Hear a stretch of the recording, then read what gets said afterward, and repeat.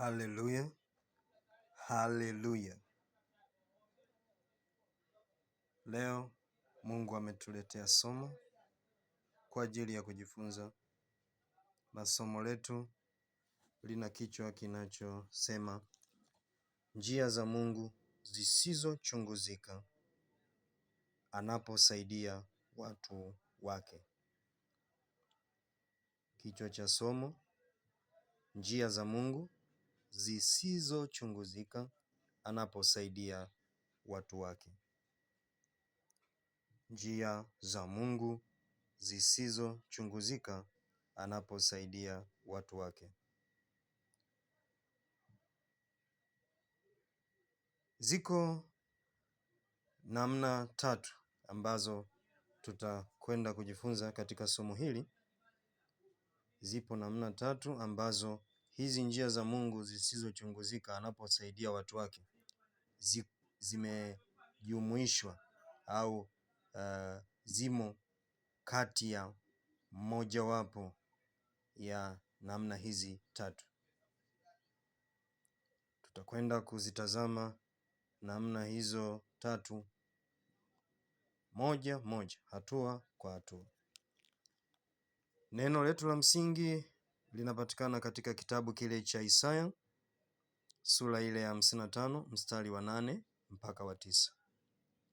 Isaya sura ile ya 55 mstari wa 8 mpaka wa 9.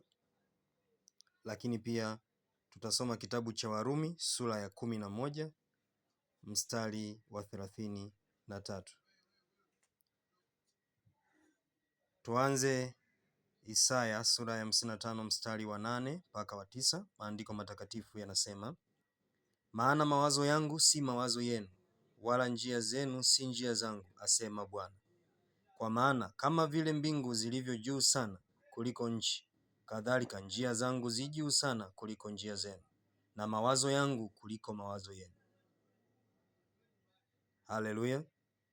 Hapa tunaona Mungu anaeleza jinsi njia zake zilivyo juu sana kuliko njia zetu sisi watu wake. Na njia unaweza ukatafsiri kama mkakati, kwamba mkakati, njia, mikakati, kwamba mikakati ya Mungu iko juu sana kuliko mikakati yetu sisi watu wake.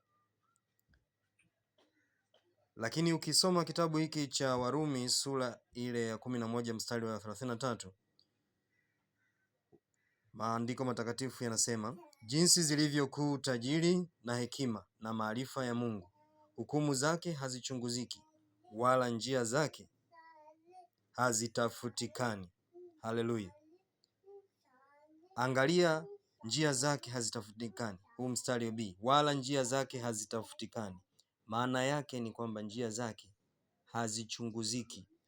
Huwezi ukachunguza ukatafuta kujua njia za Mungu ziko namna gani, au amefanya nini mpaka kimetokea kitu fulani. Njia zake hazichunguziki. Haleluya, haleluya.